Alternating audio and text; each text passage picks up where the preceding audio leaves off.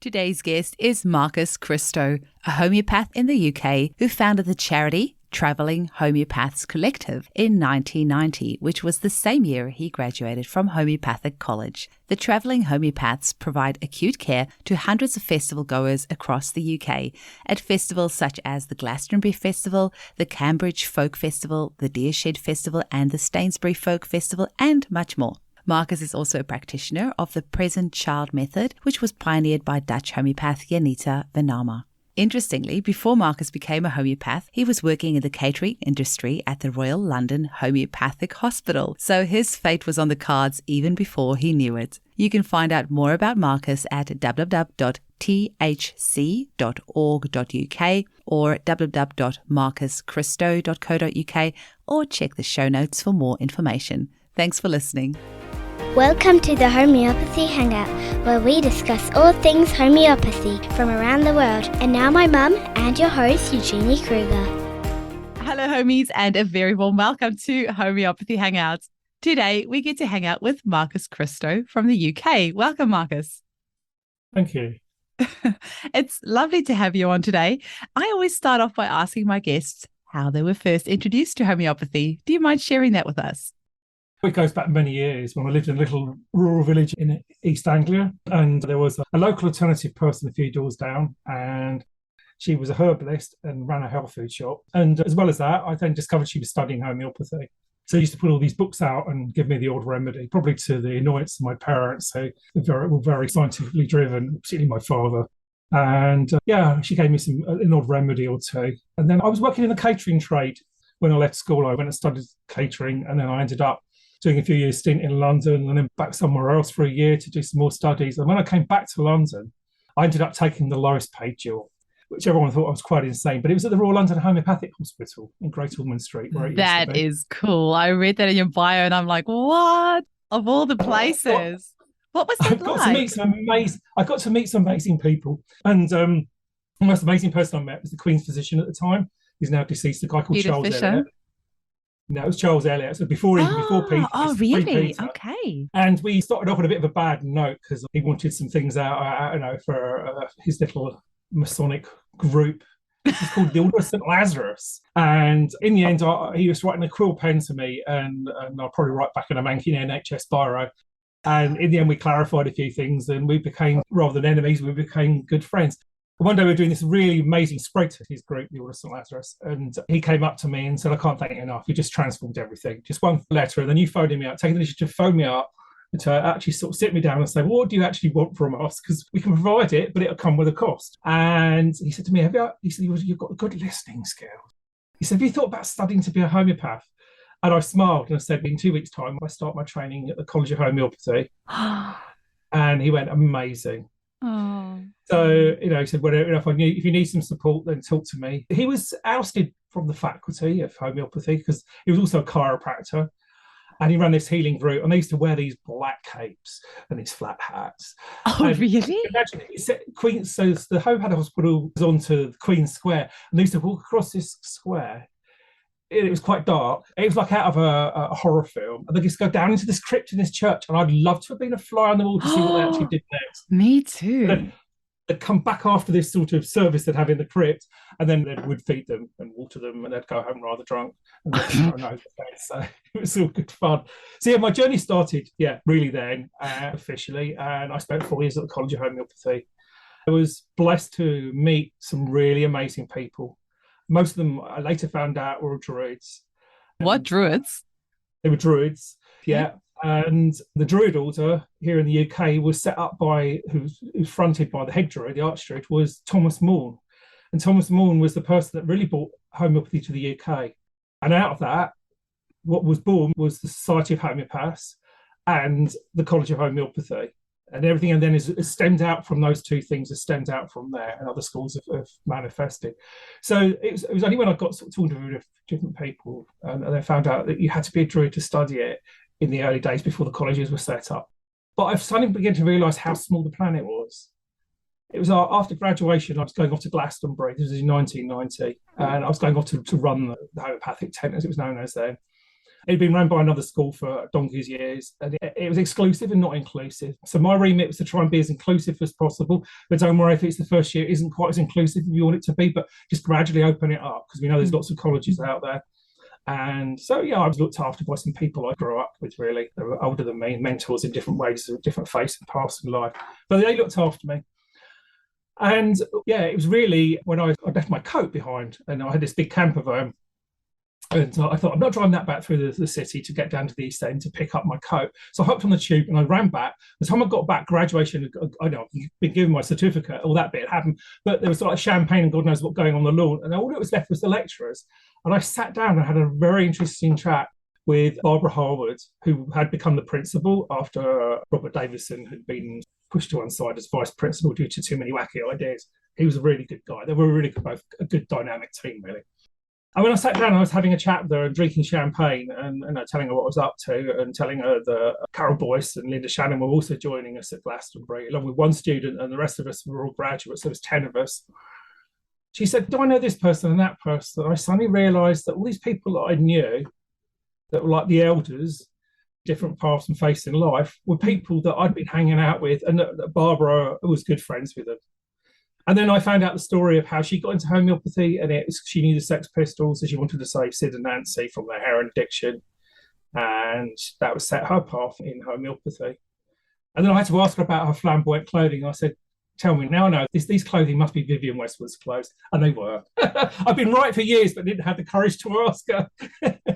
Wow. Okay, I've heard a lot of interesting introduction to homeopathy stories, but I think that would have to be in the top 5 at least. So yeah, I went off to Glastonbury, and I got there quite a few days before everyone else turned up. And I'm afraid that I got rather unwell. I'd been treating lots of people, and basically I was treating dysentery.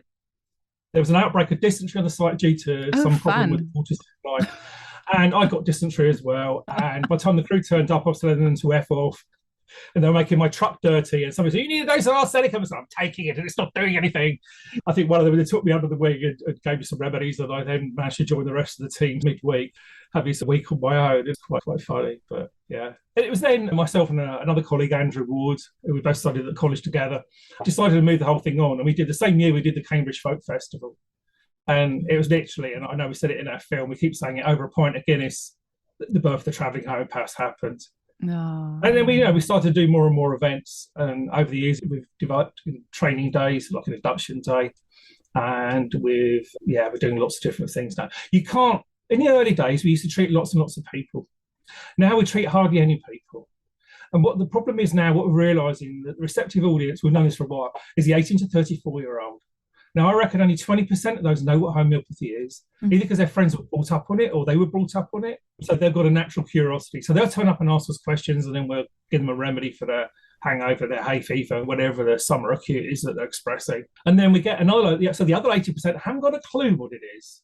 They still think it's oils. They still think it's herbs. Yeah. They still think it's, is it hands-on, or is it this, or is that? And even the word homeopathy then quirks up other things, and you get all these really macho, testosterone-driven males standing up from, look, homosexuals. Yeah. So it's like a case of having to really address the audience and educate them, which sounds really rude thing to say, but we're now finding that we've got to engage the audience in a different way. So we're doing interactive talks now, and we're doing plant walks where we can on certain festival sites. You're doing what, sorry? Plant walks. Did you say plants? Plants, so we take them around a part of the festival site where we found a load of plants that we use in homeopathy. We then talk about the materia medica of that plant. Okay. And, so from them we bring the whole of homeopathy alive.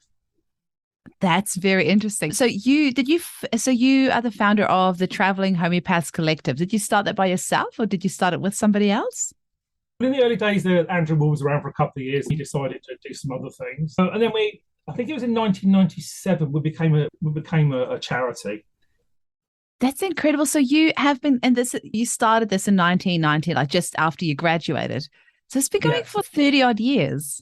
32 years, 2 years of fallowness and biting fingernails and diversifying on a project that's backfired slightly because of the pandemic. Yeah. We wanted, for 20 odd years, we had a division. We wanted to actually take the whole concept of what we're doing in a muddy field, a music event, And we can talk about small music events where there's 4,000 or 5,000 people, up to Glastonbury where there's 200,000 people plus site. Didn't realize it's that many. Wow. Yeah. So back in the early days, the most we ever treated at Glastonbury was 3 short of 1,000. This was treatments, 997 treatments. Wow. Over, I don't know how long Glastonbury is. Is it like a week or so? That was 5 days. So okay, that's like 200 people a day we were treating. And it was like literally next, the kettle's boiled dry. We didn't get a chance to have a cup of tea. Shift change over and then go off for a few hours and then come back, and it'd be next again about 6 hours later when he came back on shift. And it was crazy. But now, as I say, we've got to re-educate the public. We're not re-educate. We've got to educate them. We've got to get rid of all the misconception of what we're really about, and how can actually help them. Around when did you find that numbers started dropping? Probably we were in denial, I think. So it's probably 20 years ago. We're in denial about it all. In total denial, I'm thinking, maybe it's just the demographic of the festivals to change. And admittedly, they might have done a little bit. If it's white middle class England, they're the ones with the disposable income who can afford homeopathy. So we should be educating them even more. You can't just sit down and say, let's talk about homeopathy. And you've got to be a bit more imaginative with it and really draw people in and how it can actually help them or their family. That's so interesting. And then how many festivals would you do in a year, just roughly? And also my ears are like perking up because I'm thinking this is a really good excuse for me to go to some music festivals. I think the most we ever did was my wife and myself, probably about 10 years ago, did 13 events. Wow. It's more than one a month. Started off, I think, early parts of June, and it went on until the end of September. Oh, wow. My wife's also a homeopath, so would come back, we'd do the washing, we'd both go frantically do our clinics, and she runs a health food shop as well, so she'd get into dealing what needed dealing with there. I'd be loading the bus up, she'd come back from work, we'd drive off to the next event, would meet up with a few people, put the marquee up, and 2 hours later we were sitting down with a cup of tea, talking to people. That's wonderful that you're married to a homeopath as well and you two can do it together. That's really special. Yeah. Amazing. And that's just so cool. So I'm guessing with the pandemic, there was probably not much festival helping going on, but have you done any since? Have things opened up a little bit more now for you to be able to? This season, yes, it's opened up. And the problem is it's like starting up from scratch. Yeah. We've probably got a good bank of 80 regular homeopaths that will want to work an event, but they might take a season out and something might happen. And then so trying to mobilise people, and people are in two camps. So there's those that were fearful of the whole pandemic and those that were thinking, okay, we're homeopaths, we can deal with this and let's get on with it. You know? So we lost a few people because they're in the fearful moments for the moment until we can convince them that things aren't that bad. And it's made life a little bit interesting because we've ended up negotiating some new events. One of our volunteers used to work in the music industry. And I've had problems getting into new events because it's who, not what you know, when it comes to getting into an event. Now, the thing is, we get into events for free and we take up a small ticket allocation off for the organizer. And it's a pitch they could sell, it's tickets they could sell, it's income they're losing. So we've got to prove to them that we're value for money. So since Claire's come on board, she's been introduced by her music friends to different music producers that run different events. So recently we got reintroduced to Rob the Bank, who I'm convinced his wife is actually a homeopath. And I'm sure I taught her on one of my days called The Art of the Acute, which manifested out of the training days of the Travelling Homeopaths. But I can't, I had a conversation with 30 people in that room and I'm doing the teaching and the catering and everything. You're trying to do it on a shoestring in a small venue. Well, I would like to talk to is apparently Jade Jagger's daughter is a homeopath. Okay. That would be really... I've heard of that one. Right. I'm putting it out there. If anybody listening to this knows her, Cece, I think is her name. Apparently she's a homeopath, but I can't find any information online on how to get hold of her, but that would be so cool to have her on the show. Well, maybe Claire. Anyway, so basically you get introduced to a music producer and then when you can then talk to the music producer, he or she will then decide whether they want you to join an event. So it's good having Claire on board because we ended up doing 2 events that one we did 10 years ago and then things went a bit wrong for the organisation. That was Festival. And Camp Festival. Festival is no longer happens, but Camp Festival does. And then they set a new one up in Shropshire as well. But so it's North Midlands. So it's not quite halfway up the country, but nearly, particularly for me. So we got into a couple of new events. So I think probably this year we've probably done about 9 events. I don't do them all. We've got small rigs that are like satellite rigs with crews of people that go around and do it. And what sort of complaints do you tend to treat at the festival? We did an audit in 2000. And I think that was in the days where we were still treating around 50 mark with people. And believe it or not, the biggest complaint is hay fever. Oh. Because a lot of these youngsters come out into the field. Some of them may have been diagnosed with hay fever. Suddenly they're out in the elements. They come out of a large town or a large city where probably the pollen count is a lot lower than being out in the sticks. And suddenly they're expressing themselves as hay fever. So, okay, admittedly it's a chronic complaint, but we'll do some palliative care and then we refer them on to a practitioner in their locality. Amazing. Anything else? What sort of other things would you see? It's no different to being in a town or city centre or a country practice, to be honest with you. We get a lot of injuries where people are like tripping over things in the dark. So they're probably the contusions, bruising and stuff, probably the next batch of complaints that we actually treat. And then we get a lot of summer coughs and colds. And particularly if it's an event where it's been quite dry and then you're walking around dry tracks and ingesting all this dust. And it causes aggravations. And a few famous singers with lost voices, and they're fretting, am I going to make my gig tonight or tomorrow night? Cool. And they're going to perform the miracle, and we've nailed it a few times, which has been really good. So yeah, even stage fright. A few of them have stage fright. But you don't want to take away too much of the stage fright, because sometimes you need that stage fright, that adrenaline rush, that slight edge to actually give yourself a good performance. If you're not worried, then there's something wrong. Yeah. Now, the style of prescribing, that acute prescribing that you have to do like on the spot there, I really feel like that's actually a bit of a different skill to chronic prescribing. And I don't know, there's a bit of an art to it. I feel like you need to not overthink it. You need to really know your materia medica. You really need to find that good keynote. And I don't know, what do you think is the art of the acute, which I know you have a one-day workshop called The Art of the Acute. Yeah, and then the therapeutics. So tell the homeopaths and the listeners out there a little bit about your course and how is acute prescribing different to chronic prescribing, and what sort of skill set do you need? Really, you need to throw out the window everything you've learned and come in with an open mind and be an unprejudiced observer. The must. And I think the best thing you need to be doing is using your senses. So I've done lectures before on sensory prescribing.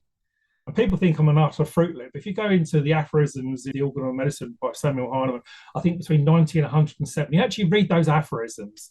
And there's a few in there that just will blow your head away.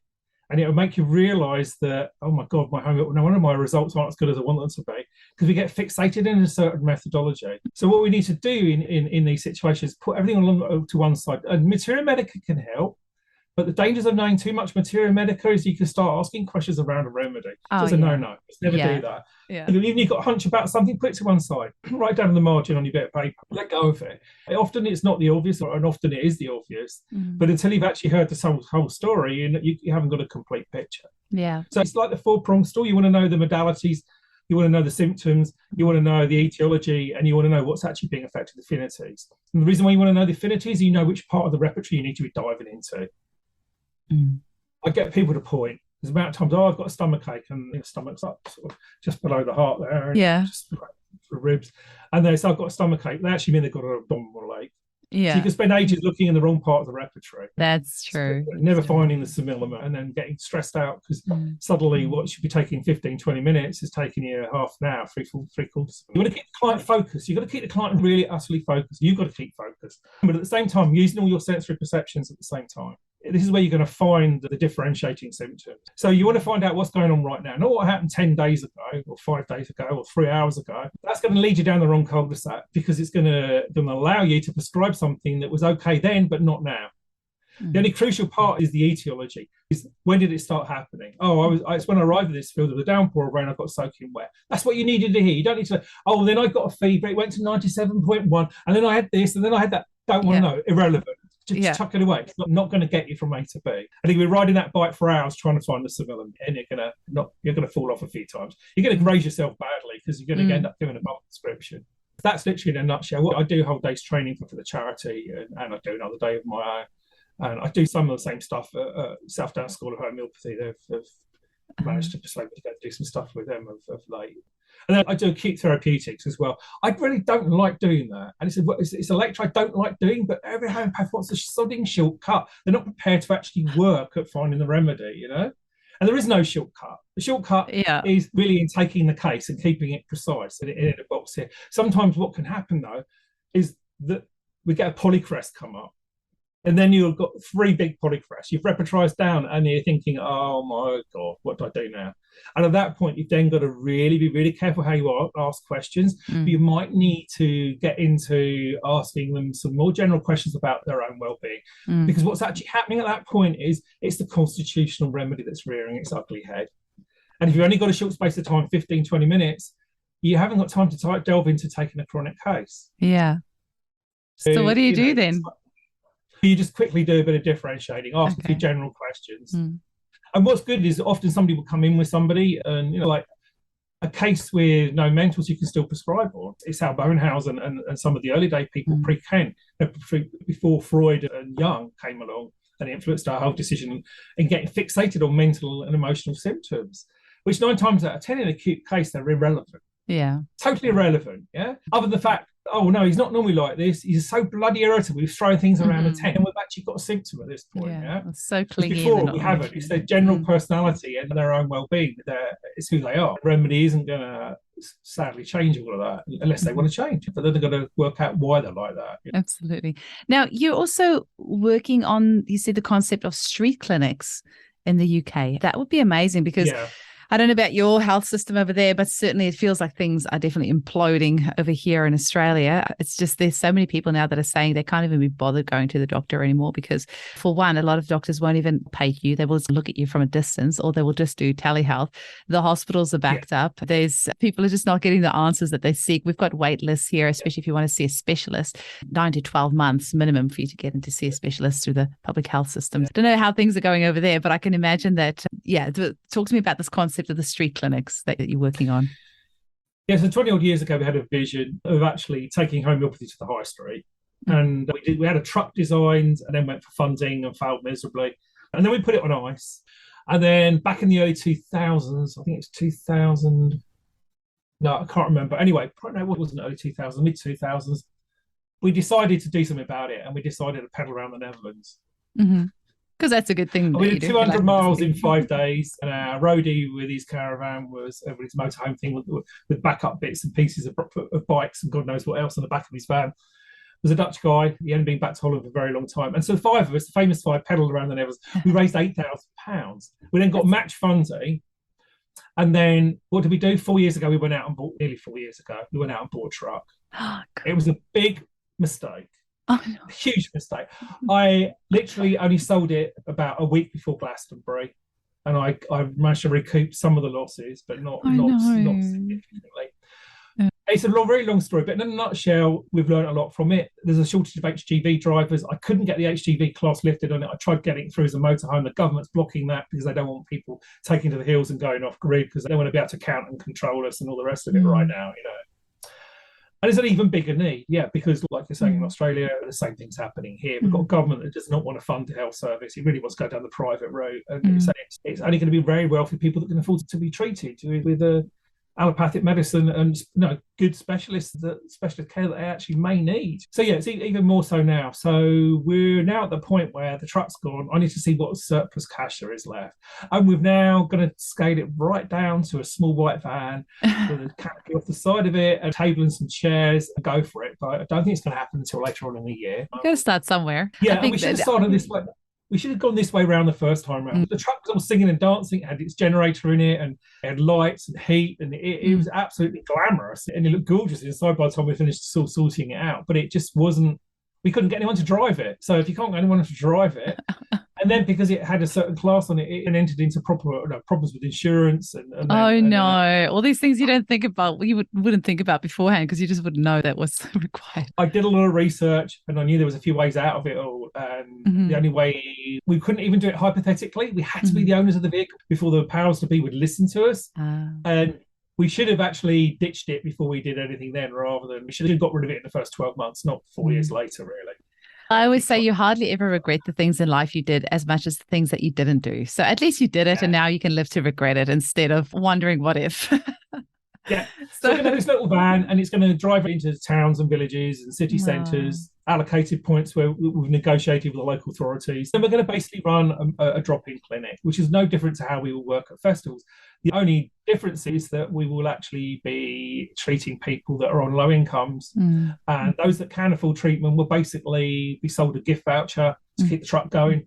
And the local homeopaths will then honour that gift voucher because they've basically landed a new client out of us being there with them. And now some of these people, hopefully, it will be homeopaths from the locality that we work in. And we've got to decide how we're working, how we're going to make it work. We're going to have to draw up a draft way of taking a case and get everyone to agree on that's how the case is going to be taken. Because if you really go back month after month or week after week, if it's a busy place, then you're going to need some continuity. So if you're not there this time around and somebody else is, they can pick the pieces up knowing that we're all singing on the same crib sheet. And that way around, it's then also easier to collect data to prove to people that here's the evidence that it's actually worked. True. Putting in a system of monitoring it all. And that way it's also useful then when you want to go for some funding. So you want to replicate this project somewhere else. And that would be the dream, is to have a dozen trucks doing all over densely populated parts of the country and some rural stuff. A dozen or so trucks buzzing around under whatever label there is, then great, that'd be fantastic. That would be so cool. And take it worldwide. Yeah. And you do something else amazing called Present Child. And I'm so glad that you mentioned that, because I went to go and have a look around you said it was a Dutch homeopathy, Anita Vanama, that's started this. And I'm really intrigued after going and digging around on her website what it's all about. But tell us a little bit about what's Present Child and what is the service that you offer to your clients? Okay. It goes back 20 odd years, and Unita Venema. Basically, I'm going to rewind back slightly here, how I met her, because it was pretty weird how we met. I'm going to believe you going from the stories you've already told. You seem to have a history of this. We used to run a summer school up to about 7 or 8 years ago, and the only reason we haven't carried on doing it was because we lost the venue. The farmer loved us to bits, but we lost this bit of farmland to work from. And then when we thought about resurrecting it, and then the pandemic came along, and it's never been a good little moment to resurrect it. There's a really nice homeopath who's one of the Druids, one of the original teachers, so still probably teaches now, Peter Chappell. And him and his wife, his estranged wife, came and did some teaching at our summer camp. And he kept saying to me, you need to get hold of Unita. And he told me about this amazing Dutch homeopath that had given up being a homeopath because she'd invented something that was so homeopathic and so precise and accurate that people couldn't get away from the truth. And she was running these programs of teaching it in the Netherlands. And so Present Child is what she called it. And she then decided to start running an international course. So she came over before she decided to try and run this international course. And she came and did a day's workshop for us. And it was absolutely mind-blowing. We were just like, a load of people were taken by it. And one of our volunteers ended up going off and studying it. She ran the first international course in the Netherlands. And then she was going to come to the UK and do it, but she couldn't get people in the UK to sign up to it. And I was at this point, I thinking, no, I've now got the time. I've cleared that job out of the way. I can see where I want to go. I want to go and do this. And I had to wait until she decided to run the second international course, but she hasn't run one since. So we're going back to 2015, I think, when I graduated. It was 2013, I think, or 14, around that time when I started studying it. And it was 2 intense weeks, 6 months apart, 7 days, literally nearly locked into a classroom, where you learn the skill of how to take the story and then how to do all the work around it all. But it brings things up in you. So you start off on this journey as well, which is quite an interesting one. And you've got some really lovely people there to look after you, Nita and a woman called Jean, who's her right-hand woman. So Present Child is 2 words, because a child is a gift to us.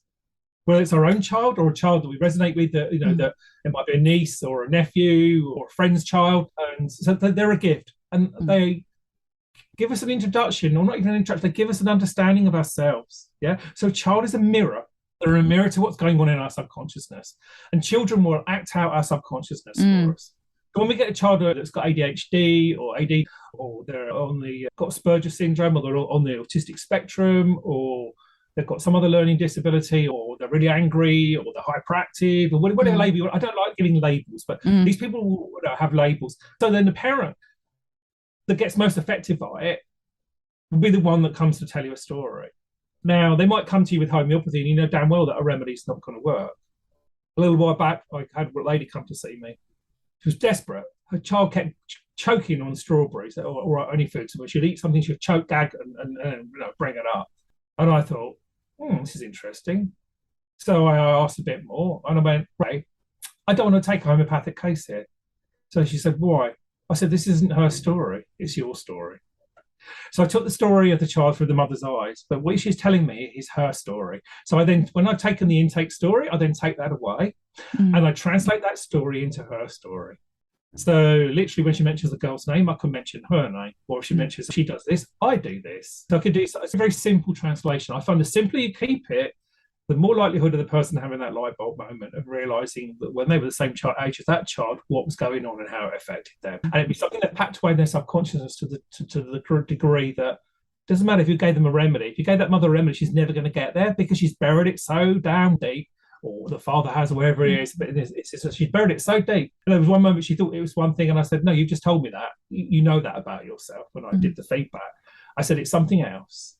And so I gave her the feedback. She didn't have the exact light bulb moment. And that was like on the Thursday. And then I think on the Monday morning, she phoned me up. She said, I was out walking with a friend of mine who you happen to know. And she just said something to me. And she said, suddenly I remembered what happened. I remembered when my mother felt like she'd stopped loving me. And I was so choked up. I held onto it. And I couldn't let go of it. And this child it doesn't matter what she was eating. She was choking it and choking. And so at that point, when she identified this, do you know what happened to the child?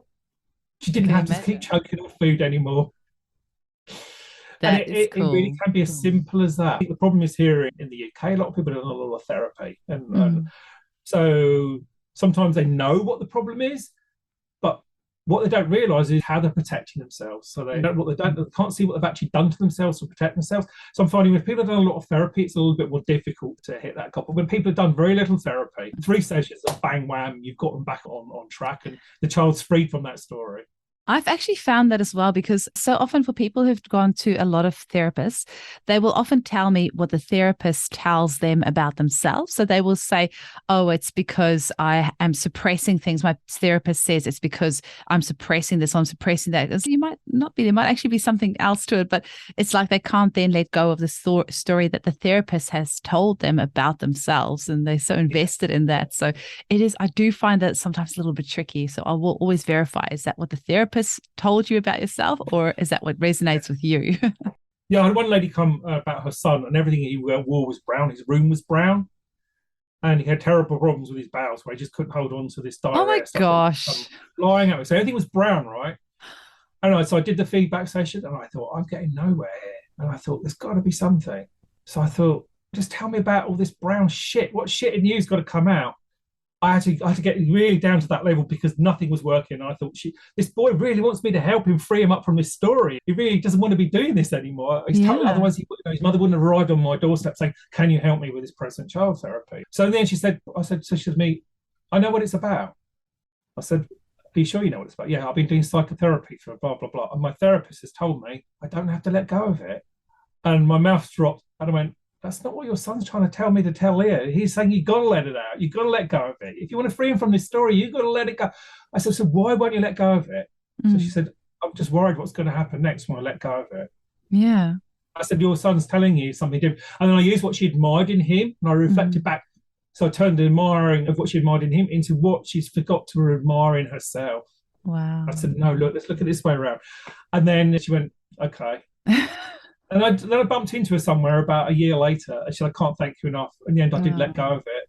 That's the shit came out, she said, and then everything changed. He's much better. I'm much happier. And I was wow, thank you. And hopefully his walls are not brown anymore because that's depressing.